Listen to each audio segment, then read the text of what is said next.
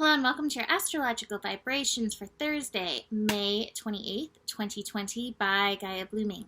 I am Mimi and our energy mantra for today is I allow my thoughts and my emotions to flow. And today, we have Mercury shifting out of Gemini and into Cancer. So that'll happen, I think it's like 11:28. Hold on. 11:28, nope, 11:09 a.m. Pacific time, which means before that we have Mercury hanging out at that 29 degree, hanging out with the North Node. So we have to unpack that just a little bit more before we get into Mercury in Cancer. That being said, right before recording, we had a pretty big thunderstorm here, and it was so electrical. That's one of the things we want to tune into with this Mercury energy, the Gemini energy, the electricity in it, the electricity that is within us, which is in our mental synapses. I feel like thunderstorms can be so clearing between the rain, which is like aura cleansing, and the thunder, which if you've ever had like a drum clearing or felt gongs, like the vibrational nature. And I even think the lightning plays a part, like helping to clear those mental synapses. So I'm sending some good electrical clearing. It's almost like lightning, me flashing that there. Sending you some of that energy from here. And I have a question for you, because I was thinking about this. I was setting up my computer to look at the astro, to, go through all this when it happened. And I have this pattern from when I was a little girl. My dad worked at IBM, so we always had PCs. And thunder and lightning came, turned off the computer. So as soon as thunder, I'm like closing the computer and turning it off. And I don't even know if I have to do that anymore, but it's so ingrained in me. So I wonder if any of you guys had to do that. And what am I supposed to do now? Can I use my computer during a thunderstorm? I'm just not sure. Anyway, super, super, super electrical energies. But like I said, also very clearing, which is nice. So this Mercury North Node Gemini energy that is so super strong, 29 degree anything has lessons attached to it, healing lessons, mastery lessons. 2 + 9 = 11. So there's master number lessons within it. So it really is about mindfulness, and mindfulness is not necessarily being super controlling of your brain and what you're thinking. It's really like having the cognizance to be right there with it as the brain happens, and to realize, like, are you leading the brain or is the brain leading you? Some people at times have really shamed mental energy. It is a wonderful thing. There's nothing there to shame, but sometimes we do need to harness it, not necessarily control, harness it. That's where mindfulness comes in. But we are tested on this with this 29 degree energy and with all of the Gemini that's going on. A friend who is a Gemini rising like me messaged me today, and she was like, my brain is chasing squirrels. So you may feel like that, but that's that time to just keep bringing yourself back to that mindfulness place. Even if your brain runs off, chasing the squirrels, call it back like you would call your dog back from chasing the squirrels. You will come back to it, and you can bring in that level of mindfulness. Also, that North Node energy, it has that destiny pull. So be aware that some of these squirrels or rabbit holes that your mind is bringing you to may actually have some merit, may actually have some pull into the direction you're meant to go, or into the direction you're meant to open your mind. So do be aware of that, especially through the morning until we make this shift. So Mercury into Cancer. This is also helping us, preparing us for upcoming eclipses. We are getting very close to these eclipses, and one of them will be in the sign of Cancer. Actually, 0 degrees Cancer, which is where we'll have Mercury energy. And so, as Mercury moves through Cancer, this is a melding of the mental and the emotional. Now, one of the things I always say when the mental and the emotional come together is be very aware of the stories that you're telling, because those stories that you tell, your emotions will hop along right behind those stories. And sometimes the stories that we're telling, they're not actually true, and we don't have to go there emotionally. But side note with that, if you are telling these stories, there's a root for those stories. So rather than hopping along emotionally behind those stories and going there, this is an opportunity to look for the root, or ask Spirit to show you what is it that I'm being called to note in these stories, in these feelings that are coming up, because I know they're coming from somewhere. So there's a beautiful opportunity through this transit.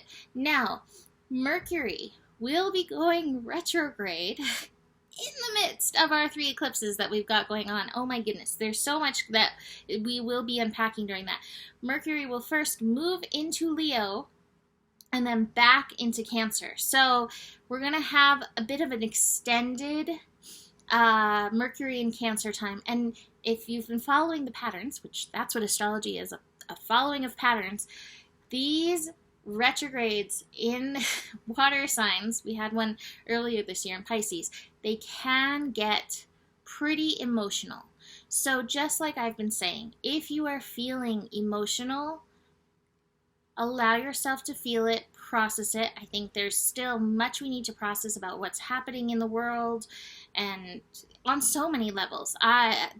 So many levels of emotions to process, like where we're at as humans. Like, wow, you know? So, and sometimes it's that feeling too, of feeling powerlessness.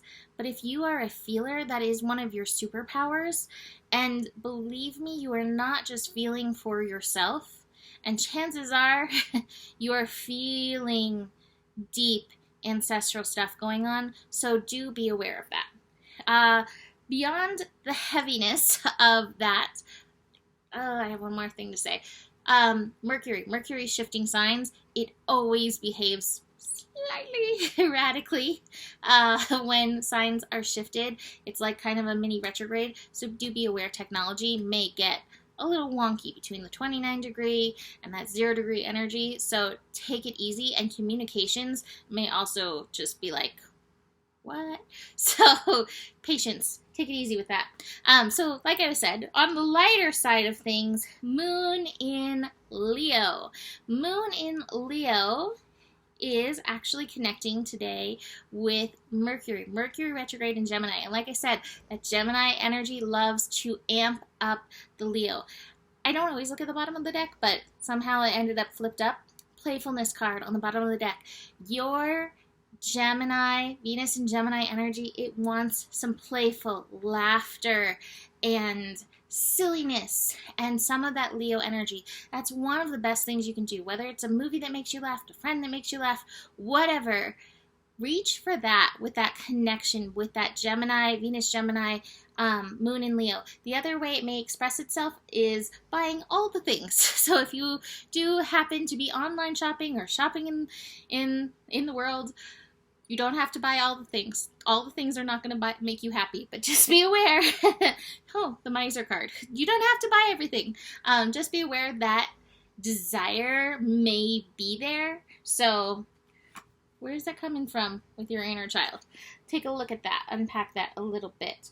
So yeah, that is this energy going on. We're heading into an inconjunct, just looking ahead, inconjunct between Mercury and Saturn.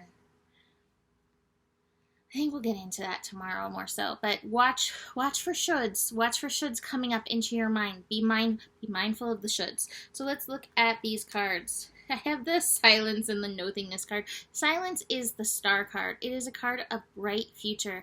And it's like the Nothingness card in reverse. It feels like even though it feels like nothing's happening or things aren't really changing, like this is a card of possibility, pure potentiality. It is there. So like holding space in your mental calculations for bright future energy, holding space in your heart. I have the Innocence card, which is very Leo card, and also the Courage card, which is the card of the heart. So very strong Leo energy, innocence, childlike wonder and belief. I'm really feeling from these cards. Now some of us have some work to do around that inner child, you know, especially if you had a lot of hard times. Sometimes it can be hard, difficult to get into that innocence, into that space of belief, into even the space of trusting that things are okay. But it really is, despite everything that's happening. Things are okay. They're going to be okay. Even if we go through passages of not feeling okay, it is still okay. And it's also okay when you don't feel okay. Just side note. But see if you can tap into that hopefulness, the place, before or beyond being afraid of the other shoe dropping. Because I think we're being called to lift that up in our hearts. Even as we head into eclipse season and all this stuff, can you hold the belief of that in your heart for yourself, for your inner child? It's like Spirit telling us, hey, I've got a plan. Everything's going to be okay. We as the adult needs to tell our inner child, hey, there's a plan. Everything's going to be okay. And our adult needs to hear that as well. So, hey, there is a plan and everything is going to be okay. So, that's it for today. If you'd like to book a reading, this is probably your last opportunity to get eclipse readings before the eclipses start. They start on the 5th. I have a few spots next week still open for that. So email me. Besides that, you can always book any other kind of reading, half-hour reading, hour reading, so I can support you through your process. Besides that, the better it gets, the better it gets. There's more than enough love in the world for you. You have the power, truly, and stay curious. Namaste.